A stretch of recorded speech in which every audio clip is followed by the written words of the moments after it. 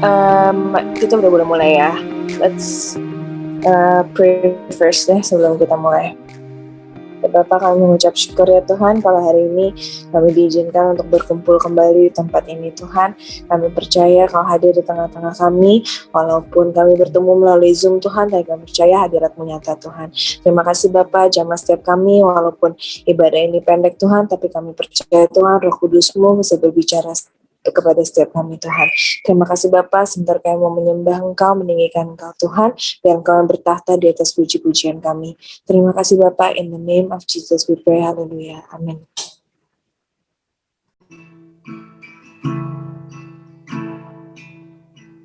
Jesus at the center of it all. Jesus at the center of it all. From beginning to the end, it will always be, it's always been you, Jesus. Jesus, Jesus at the center of it all. Jesus at the center of it all. From beginning to the end, it will always be, it's always been you, Jesus. Jesus, nothing else matters. Nothing in this world will do. Jesus, you're the center, and everything revolves around you. Jesus, you, center of it all, center of it all. So Jesus, be the center of my life. Jesus, be the center of my life. From beginning to the end, it will always be, it's always been you, Jesus. Jesus, nothing else matters. Nothing in this world will do. Jesus, you're the center, and everything revolves around you. Jesus, you, nothing else matters. Nothing in this world will do. Oh, Jesus, you're the center, and everything revolves around you. Jesus, you, Jesus, you, oh, Jesus, you, Lord. It's only you,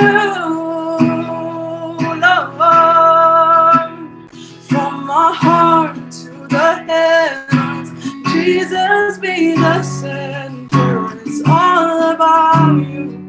Yes, it's all about you. From my heart to the heavens, Jesus, be the center. It's all about you. Yes, it's all about you.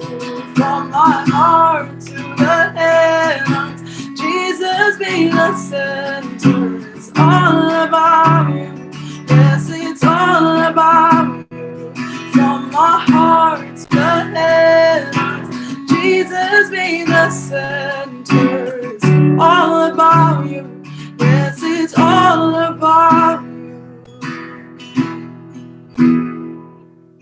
So Jesus, be the center of your church. Jesus, be the center of your church. And every knee will bow, and every tongue shall confess you, Jesus. Jesus,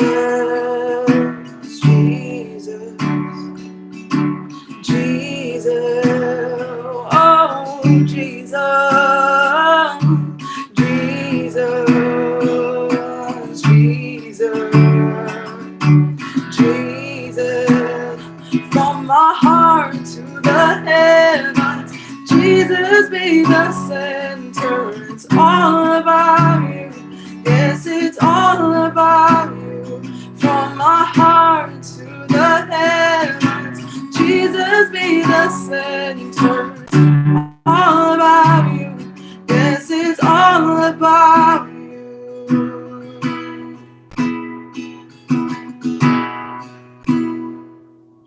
I worship you, Jesus, I worship you with all of my heart and all of my soul. I love you, love to worship you.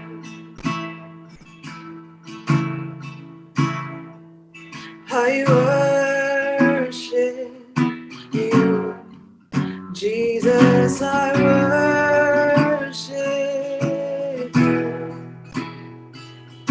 with all of my heart and all of my soul. I love you, love to worship you. And let your spirit fill this place, sweet spirit, fill my heart with your presence. Fill this place as we worship you, as we worship you. Let your spirit fill this place, sweet spirit. Oh, fill my heart with your presence. Fill this place as we worship you, as we worship you. And I worship you, Jesus, I worship you with all of my heart and all of my soul. I love you, I love to worship you.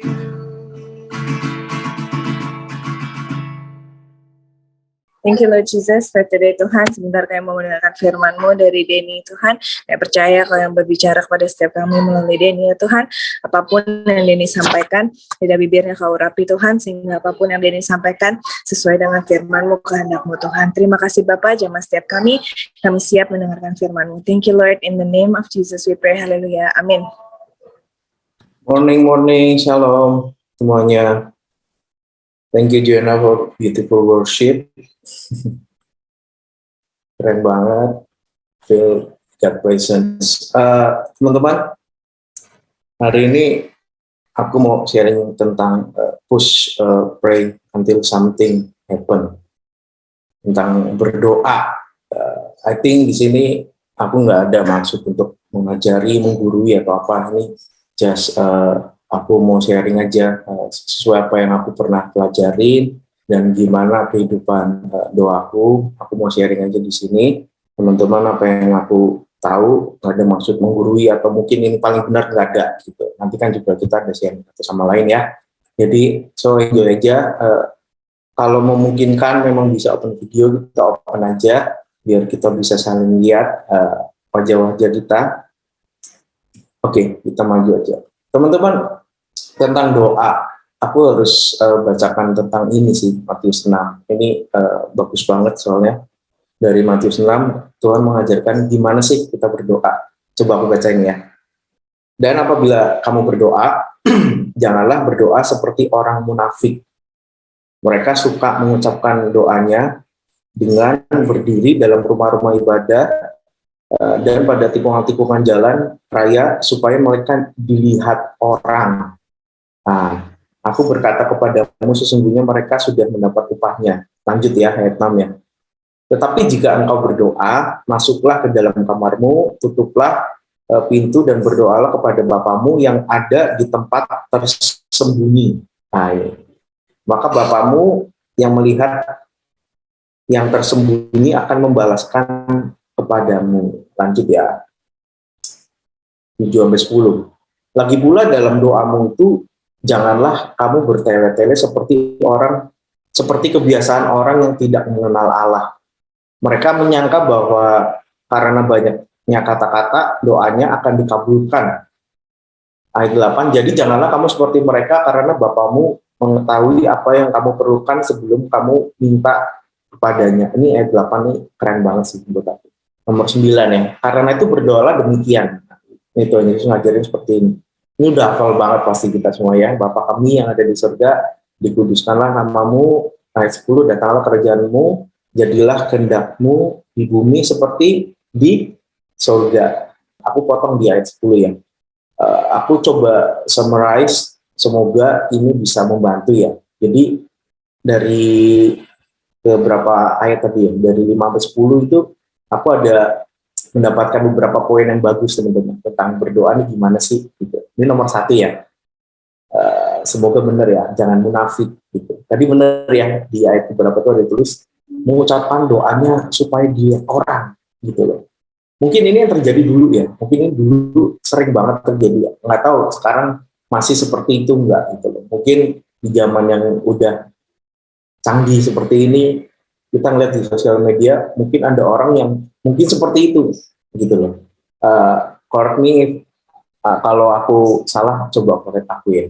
Aku pernah lihat tiba-tiba ada bencana alam, tiba-tiba pray for, ada orang berstatus pray for tempat sesuatu lah, atau pray for Ukraine gitu loh. Waduh, ini bener kan dia doa gitu loh untuk yang jauh di sana gitu loh. Jangan-jangan dia ngedoain atau mungkin ambil status. Dulu saya pernah ikut-ikutan gitu loh, pray for Jakarta atau apalah gitu loh. Terus dalam hati, buat apa ya gua ambil status? Buat apa ya aku tulis something tapi sebenarnya hatiku nggak di sana gitu loh. Aku nggak bener-bener mendoakan itu. Nanti jatuhnya jadi munafik gitu. I think di tempat ini nggak ada lah ya yang seperti itu.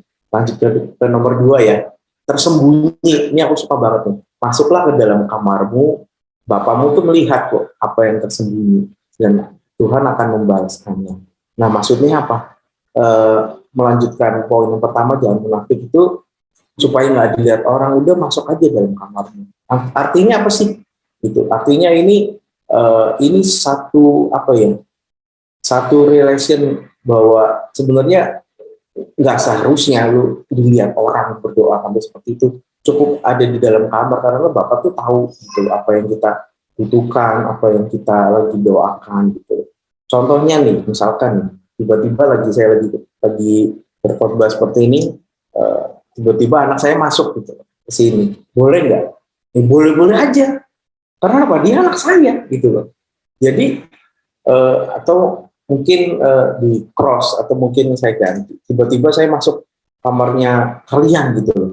Nah terus pasti saya diusir. Loh, lu siapa? Lu anak siapa? Lu bukan anak gue. Kenapa masuk ke kamar lu? Artinya apa? Intinya kalau memang dia itu bapak, kita bebas-bebas aja masuk kamar papa kita. Bener ya? Joanna, I think sering banget masuk kamar papanya. Bener dong? Kapanpun dan jam berapapun masuk aja. Karena apalagi bapak kita kok gitu loh. Nah seperti itu di situ. Jadi kita bisa menghampiri Tuhan itu kapan aja, gitu loh. Tapi mungkin bukan di tempat yang terlihat. Karena apa? Tuhan merindukan keintiman. Gitu. Lanjut aja ya, nomor 3 nih. Jangan bertele-tele. Jangan bertele-tele seperti kebiasaan orang yang nggak kenal Allah. Ngomongin doanya muter-muter. Mungkin yang sekarang nih ada yang lagi nge-hype nih katanya bahasa anak senja. Apa coba gitu. Misalkan pas kita lagi doa, Tuhan, biarlah doa aku seperti senja yang kehadirannya tuh selalu membuat ketenangan dan kepergiannya selalu membuat kerinduan. Apa sih doaku pakai bahasa senja, ngapain gitu loh. Kayak nggak kenal aja gitu. Berdoanya seperti kita ngomong sama bapak kita, sama papa kita gitu. Ini Tuhan mengajarkan seperti itu. Poin 1, 2, dan 3 ini nggak lepas dari yang poin keempat adalah hubungan. Gitu loh. Ini bangga banget kita sebagai pengikut Tuhan Yesus. Tuhan Yesus bilang apa? Ketika kita berdoa seperti sedang berbicara kepada Bapa. Makanya kalau berdoa ditulis apa? Bapa kami. Awali doa kita dengan memanggil dia Bapak. Karena apa? Gambaran doa itu seperti kita ngomong sama Bapak kita, gitu. Bukan ngomong sama orang nggak kita kenal, teman-teman. Kira-kira saya menyimpulkan dari beberapa ayat tadi seperti itu ya. Gitu. Aku lanjut lagi ya. Terus gimana kita berdoa? Gitu. Tuhan ngabulin doa kita gimana sih? Gitu. Ini ada ayat terkenal banget. Aku yakin kalian tahu banget di Matius 7 ya. Matius 7 ayat 7. Ini ayatnya saya buat seperti ini ya, biar kita ngerti. Ayatnya kan bunyi seperti ini, mintalah maka akan diberikan kepadamu. Carilah maka kamu akan mendapat. Ketuklah maka pintu akan dibukakan bagimu. Ini ayat yang udah sering banget ya kita denger ya. Ini berulang-ulang gitu. Gimana sih kita berdoa?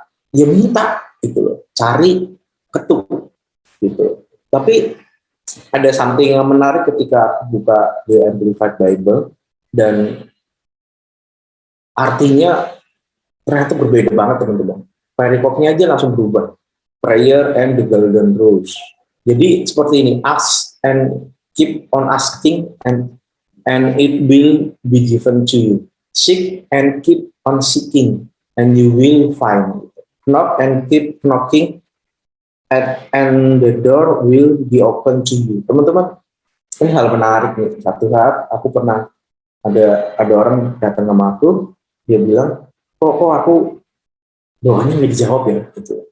Kok Tuhan nggak kabulkan ya? Kayaknya Tuhan tidur apa gimana gitu. Aku tanya, emang kamu berdoa seperti apa? Ya, seperti ini.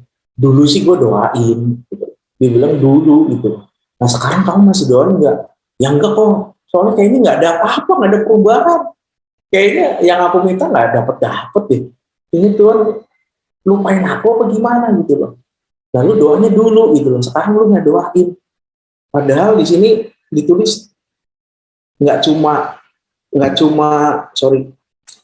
minta, tapi kamu harus terus minta gitu loh. Kamu nggak cuma cari gitu loh. Kamu bener-bener cari Tuhan nggak gitu loh. Kamu bener-bener ketuk pintu hati Tuhan nggak gitu. Aku cuma bilang gitu. Nah, kira-kira seperti itu. Dan ini aku tulis kenapa sampai bisa doa kita nggak dijawab gitu. Aku harus buka dari saya 59 ayat 1-2. Gini teman-teman, sesungguhnya tangan Tuhan itu nggak pernah kurang panjang untuk menyelamatkan dan pendengarannya itu nggak pernah kurang tajam untuk mendengar, teman-teman.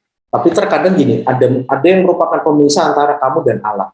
Ialah segala kejahatanmu dan yang membuat dia menyembunyikan diri terhadap kamu sehingga Tuhan nggak bisa mendengar ialah segala dosamu. Karena apa? Mungkin ada sesuatu yang menghambat kalau ketika kita berdoa. Maybe itu mungkin pelanggaran kita, mungkin segala dosa kita, teman-teman. Aku mau bukaan satu ayat, ini ayat yang benar-benar menarik banget.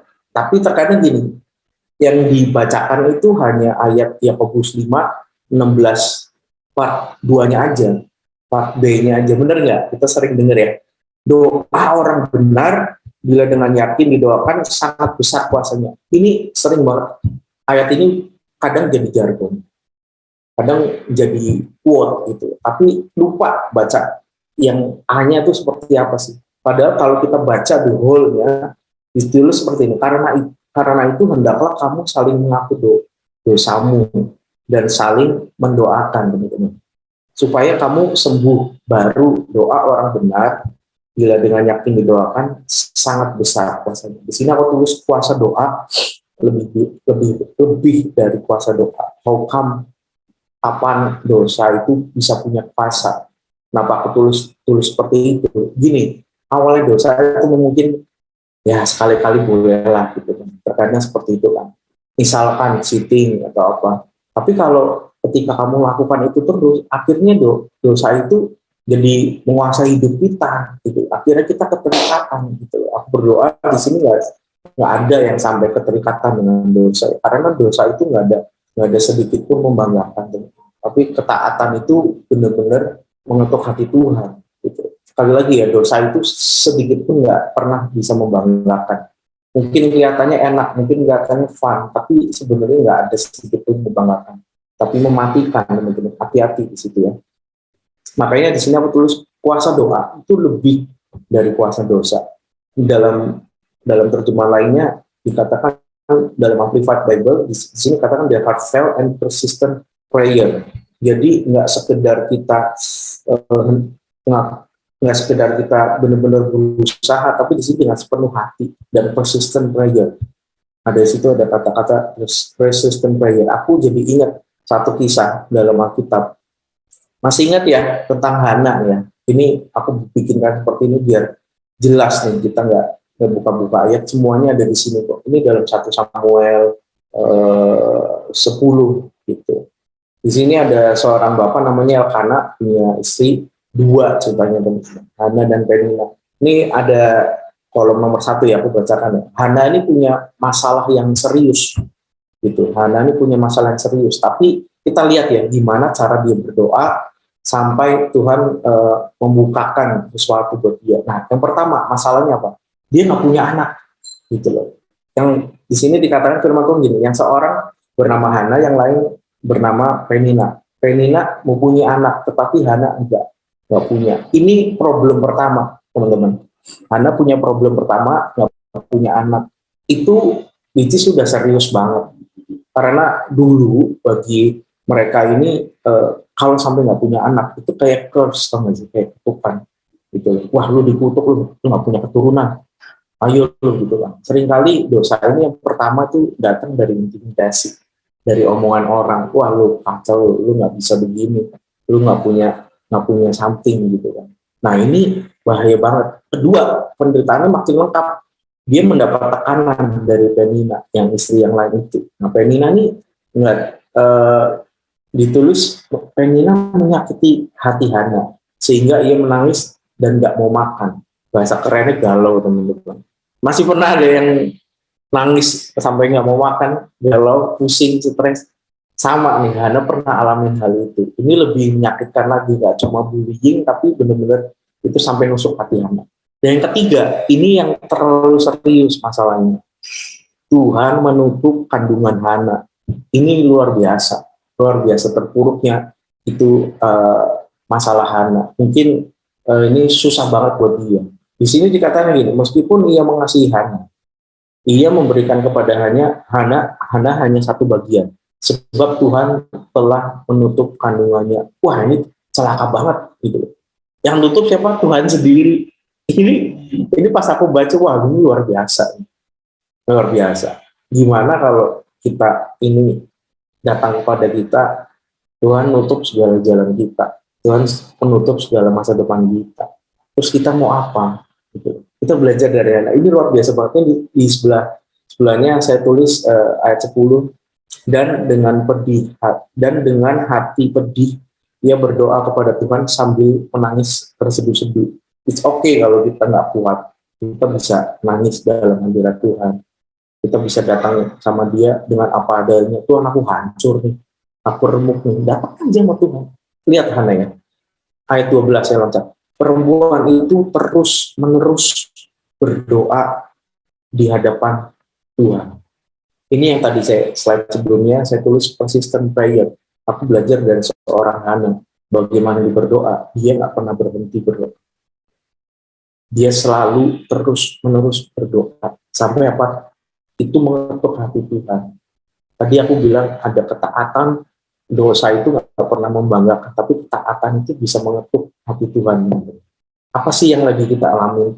Mungkin nggak berarti aku sampaikan ini kita akan mandul, kita nggak bisa apa, tapi aku bilang jangan sampai kalau kita mungkin lagi stuck gitu, depan tembok, kanan tembok, kiri tembok, belakang tembok gitu. Aku kayak merasa sendirian, I feel alone. Sama kayak Hana, ditutup semua, bahkan kandungan ditutup. Tapi action Hana apa? Dia nggak pernah berhenti berdoa. Ini keren, teman-teman. Masih nggak berdoa buat setiap pergumulan kita? Masih nggak kita berdoa buat papa mama kita, teman-teman? Ini kita bisa belajar dari Hana. Dia nggak pernah berhenti. Sedih iya boleh, tapi kita harus terus-menerus berdoa, teman-teman. Ada satu mujizat keren banget di ayat 19. Ini cuma satu ayat loh. Cuma dari 19 ke 20 itu cuma satu ayat. Aku bacain. Ketika Elkana bersetubuh dengan Hana, istrinya, Tuhan jadi ingat. Tuhan ingat kepadanya. Ini cuma satu ayat. Tuhan langsung jawab. Maka setahun kemudian mengandunglah Hana dan melahirkan seorang anak laki-laki. Ia menamai anak itu Samuel, sebab katanya aku telah meminta daripada Tuhan. Teman-teman, ini keren banget karena karena Hana berdoa terus menerus sama Tuhan. Itu Tuhan jadi ingat, Tuhan tahu gitu loh. Tuhan yang tutup kandungan Hana kok. Tuhan yang tutup setiap jalan kita mungkin. Tuhan tutup, bahkan sepertinya pandemi ini membuat future kita gimana sih? Kita nggak bisa lihat nih ke depannya seperti apa. Gitu loh. Pandemi ini ngajarin kita untuk berserah banget sama Tuhan. Tuhan lagi mau lihat siapa yang benar-benar terus-menerus berdoa, siapa yang benar-benar nggak nggak menyerah dengan keadaan. Gitu. Kelihatannya kita gimana masa depan kita nih sekolah, gue mau kuliah kok makin susah gitu loh. Mungkin puji Tuhan ya, setelah ngelewatin 2 tahun kayaknya ada titik terang gitu loh. Bapak sekolah udah mulai buka, PTM sudah mulai berjalan. I think kemarin ada yang bilang sama aku minggu depan itu start kayak mencoba PTM full gitu. I think sudah mulai ke sekolah lagi. Aku rasanya thanks banget gitu. Semuanya udah mulai membaik kan. Karena apa? Nggak ada yang namanya badai itu sifatnya temporary gitu loh. Badai itu sifatnya sementara, nggak ada yang pasti semuanya berlalu, teman-teman.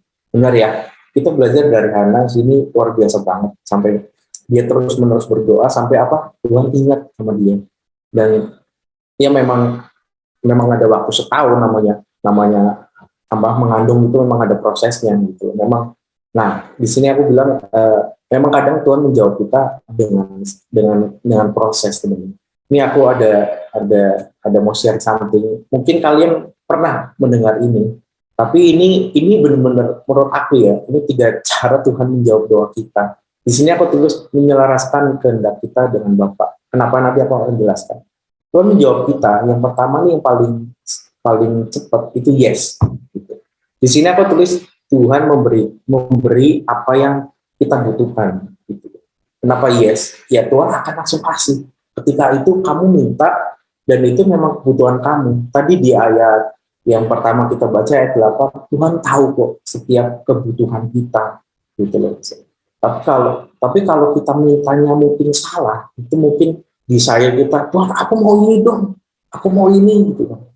Tapi biasanya Tuhan jawabnya no, gitu loh. Karena apa? Tuhan memberikan sesuatu yang lain, dan which is Tuhan itu kasih yang baik. Kenapa sih? Karena dia itu Bapa yang baik. Dia nggak pernah kasih yang nggak baik sama kita. Gitu. Ini contohnya. Aku punya anak kan, ada 2 gitu kan. Dalam hati aku tuh rindunya pengen kasih yang terbaik gitu. Tapi once dia minta yang I think, lu buat apa minta ini? Lu belum butuhin. Aku nggak akan kasih gitu loh. Aku nggak akan kasih, tapi begitu dia, wah ini kebutuhan dia, aku pasti kasih, teman-teman. Kira-kira seperti itu. Dan yang nomor 3, dia yang paling kadang nggak enak. Wait, tunggu dulu gitu loh. Karena apa? Di sini aku tulis Tuhan itu pasti akan memberi yang terbaik. Di situ ada waktunya. Ada waktunya Tuhan menjawab doa kita. Mungkin nggak langsung instan gitu loh. Karena apa gini? Aku tulis seperti ini. Semoga kalian ngerti maksud aku. Dia itu Bapak yang baik, yes. Tapi ketika Bapak itu selalu ngasih apa yang kita mau, saat itu juga Bapak menjadi nggak baik. Aku bacain sekali lagi ya. Dia itu Bapak yang baik. Tapi ketika Bapak selalu kasih apa yang kita mau gitu, Tuhan aku mau ini dong, Tuhan kayaknya aku mau ini nih, aku mau ini dong. Itu seperti yang lain nih, aku mau ini, tolong kasih. Tapi kalau Tuhan terus kasih segala apa yang kita inginkan, apa yang kita mau, saat itu juga Bapak menjadi nggak baik. Mungkin kalian tahu ya, saya punya anak 2 cowok gitu, anaknya imut banget gitu, masih umur berapa sekarang? Umur 5 bulan. Mungkin nanti udah gede, mungkin udah bisa minta mainan. Coba bayangin ya, dia tiba-tiba minta mainan apa kayak gitu kan. Wah, saking mungkin aku merasa, wah, gue pengen kasih yang bagus banget nih, action figure gitu kan. Harganya 5 juta. Terus begitu gue kasihin, bayangin deh, nggak ada seminggu, itu kepala Iron Man bisa copot. Gitu. Karena apa? Belum waktunya dia mainan seperti itu. Gitu. Masih kecil. Kalaupun nanti masih udah 1 tahun, 2 tahun, aku kasih mainan yang bagus. buat apa gitu loh, karena dia nggak butuh gitu kan. Ya mungkin keren gitu loh, tapi saat itu aku buat apa gitu, aku malah malah jadi kepalanya bisa copot lah, tangannya bisa dimasukin mulut gitu loh. Saat itu juga aku jadi nggak baik, karena aku aku berpikir kayaknya dia boleh nih mainan ini, ternyata sebenarnya dia nggak butuh hal itu teman-teman. Lanjut ya. Nah, jadi doa ini gimana sebenarnya? Gitu. Aku tulis di sini doa kepada Bapak itu sifatnya relasional, bukan transaksional, teman-teman. Karena apa? Transaksi itu fokusnya jawaban doa. Gitu. Kalau relasi itu fokusnya mengenal hati Bapak, teman-teman. Ingat yang tadi ada 4 poin, jangan munafik, tersembunyi, jangan bertele-tele, dan terakhirnya adalah hubungan kan. Nah memang doa itu seperti itu, sifatnya apa? Relasional, bukan transaksional gitu loh. Kalau transaksi itu fokusnya apa? Tuhan itu jawab doa gue dong gitu loh. Gue butuh sekarang nih gitu loh. Oke ya, gue lakuin ini, oke gue setia gitu di ibadah youth gitu. Tapi aku mau seperti ini ya. Nah aku jadi kayak transaksi gitu loh. Doa bukan seperti itu teman-teman. Ini kesimpulan aku ya, kesimpulan dari sharing aku. Bagi ini, karena apa? Transaksi fokusnya jawaban. Tapi kalau relasi itu fokusnya kita kenali hati Bapak dulu teman-teman. Oke, lanjut. Nah, pray until something happen. Ini ada ayat yang luar biasa singkatnya, tapi ini powerful menurut aku ya. Di 1 Tesalonika 5:17. Jadi gimana something itu happen kalau kita nggak tetap berdoa, teman-teman. Dikatakan dalam Amplified Bible, dikatakan be engaging and persistent in prayer. Engaging itu gigih, kita nggak boleh berhenti berdoa, persistent prayer. Jadi kalau kita lagi mendoakan suatu atau mendoakan someone gitu, nggak boleh berhenti, tetaplah berdoa sampai kita melihat sesuatu terjadi, teman-teman. Terakhir dari aku gini, ketika kita berdoa jangan hanya minta sesuatu, tapi coba deh minta Bapak sampaikan sesuatu sama kita gitu loh. Jadi makanya tadi aku tulis, kita menyelaraskan apa yang menjadi kehendak Bapak dengan kehendak kita, itulah yang terbaik. Jadi berdoa itu bukan cuma kita minta, tapi ayo deh coba ubah perspektif kita, bagaimana kita berdoa, nggak cuma kita minta sesuatu dari Tuhan, tapi sekali-kali gini, minta Bapak itu sampaikan sesuatu sama kita. Tuhan lagi mau apa sih? Bapak lagi mau apa sih? Aduh, Tuhan tuh senang banget kalau ditanya seperti itu. Serius. Ketika kita melakukan kehendak Bapak, kita menyenangkan hati Bapak, Bapak tuh udah tahu gitu kita.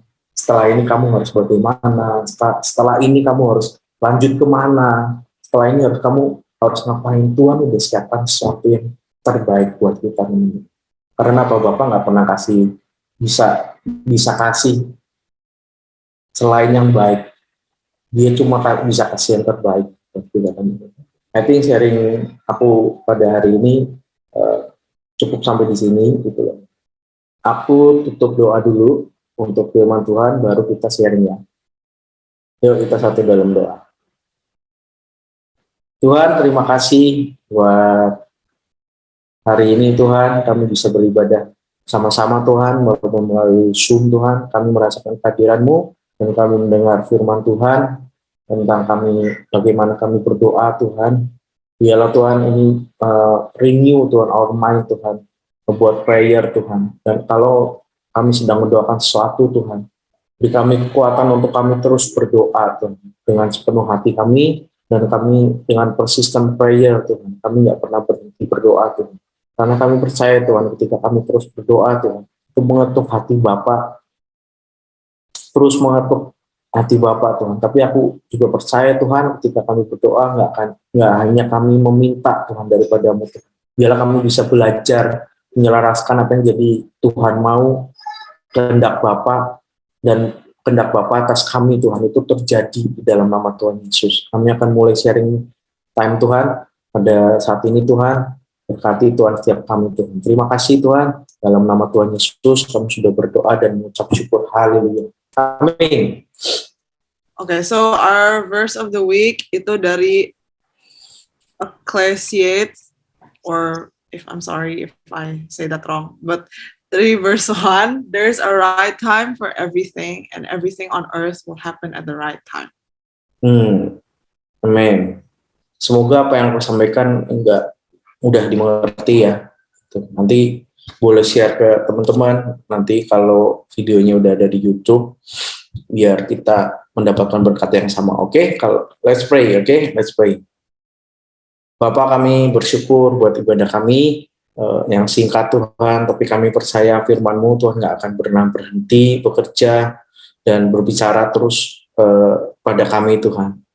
Buat siapapun kami Tuhan yang sedang berdoa, yang sedang berharap sesuatu Tuhan, berdoa, aku pasti percaya Tuhan Engkau mendengar setiap doa kami, dan kami percaya Tuhan bahkan Engkau mengerjakan lebih dari yang kami pikirkan dan kami doakan Tuhan. Dan kami tahu Tuhan Engkau pasti tahu karena Engkau Bapa yang baik, Engkau tahu segala setiap apa yang kami butuhkan, segala apa yang kami sedang nantikan Tuhan. Kami percaya Engkau mengerjakan segala sesuatu perfect in your time Tuhan. Biar kami belajar juga menunggu Tuhan, waktu yang terbaik buat kami menerima sesuatu Tuhan. Nggak mungkin kami selalu instan Tuhan, tapi kami terus bisa percaya, kami berproses Tuhan, dan kami tahu Tuhan akan membuat segala sesuatu indah pada waktunya Tuhan. Terima kasih buat firman-Mu, buat hadirat-Mu Tuhan. Kami berdoa buat Ci Sherlyn Tuhan, dan segala timnya Tuhan, tim youth Tuhan, buat setiap kami yang ikuti ibadah youth ini Tuhan. Kami percaya Kau menyediakan berkat buat setiap kami Tuhan, dan kami percaya setiap kami anak muda Tuhan, kami masa depan kami ada dalam Engkau Tuhan, dan selalu ada harapan dan masa depan Tuhan ketika kami mempercayakan hidup kami padamu Tuhan, dan sungguh-sungguh mengantungkan kepercayaan kami Tuhan, hidup kami pada Engkau Tuhan. Kami percaya ada masa depan yang Kau sediakan Tuhan buat setiap kami Tuhan, dan kami percaya Kau mengerjakan segala sesuatunya Tuhan sesuai dengan waktu-Mu Tuhan. Biar kami terus percaya itu Tuhan. Kami nggak pernah berhenti mencari Tuhan dan mengetuk hati-Mu Tuhan untuk kami terus berdoa. Terima kasih Tuhan untuk firman-Mu Tuhan pada hari ini Tuhan. Kami selesai ibadah kami Tuhan, dan kami akan bertemu minggu depan Tuhan. Kami akan memulai ibadah onsite Tuhan di gereja Tuhan. Berkati setiap kami Tuhan, biar kami bisa datang ke gereja juga Tuhan. Kami percaya Tuhan, kami juga bisa ngajak teman-teman kami untuk ibadah onsite Tuhan. Kami excited Tuhan untuk minggu depan kami bisa beribadah bersama-sama. In the name of Jesus we pray. Amen. Thank you guys.